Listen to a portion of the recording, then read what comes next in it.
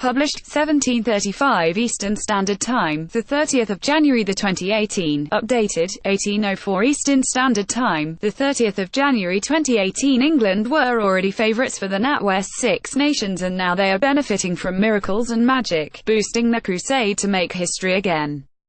No country has ever won 3 successive championship titles outright, so Eddie Jones's squad have that target in their sights over the coming weeks.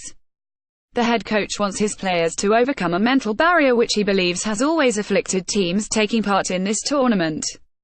But first they have had to contend with a physical one in the form of an injury crisis. England winger Jack Nowell has recovered in time to be ready for their Six Nations opener last week. The outlook was bleak, but all of a sudden the clouds over the camp have cleared. Jones reported on Tuesday that only Bath back rower Zach Mercer was missing from training with a virus, which means that the likes of Mike Brown, Chris Robshaw and Maro Itoje have returned to full fitness after missing much of last week's training camp in Portugal. "We've had some miracles," said the Australian, for whom the medical bulletins served as a 58th birthday present. Jack Nowell's recovery has been the most miraculous of all. Exeter's Lions wing was supposed to be out of action for another 3 weeks after an ankle injury. Instead, he has been cleared for selection in England's opener against Italy in Rome on Sunday. Explaining the situation, with tongue-in-cheek, Jones said, "Remember in the old days they used to have magic sponges? You would be down and out, the guy would come out with a yellow sponge, put it on you and you'd recover. Well, they're back. The magic sponges are back." He has gone from being out for 3 weeks to he's playing. Advice changes and people react differently to injuries. "When I said he wasn't in a position to play, he wasn't. That was the medical advice. He wasn't supposed to do a fitness session on Friday, but he did it and did as well as Brownie, so he is in contention now." Nowell was supposed to be out of action for another 3 weeks after an ankle injury. It may be too soon for Jones to carry out his plan to start Nowell at outside centre, but that selection experiment remains in the pipeline. Jones said, "He's a good, strong player, he carries well through traffic. He's got good footwork, he's got a high work rate and he's an energetic player. He reminds me a bit of former All Black centre Conrad Smith. The idea came to me 2 years ago when Exeter played Claremont. I think they had some injuries. He went to 13 and played quite well. I know Jack's always been keen to play 13. I wouldn't raise the question if I didn't think the player was keen.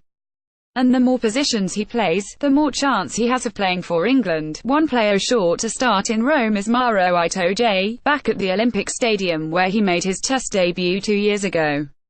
So much has happened since then, as the 23-year-old Saracens lock, who can also operate in the back row, has won caps and medals, titles and plaudits with his club, England and the Lions.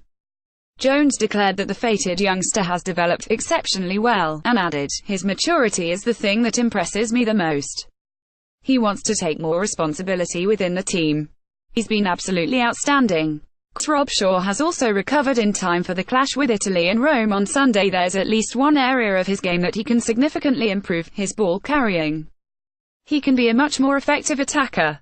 He's working hard on it with Steve Borthwick and he's certainly moving in the right direction. England go into this championship hell-bent on maintaining their recent supremacy by claiming a three-peat, which would be a historic feat.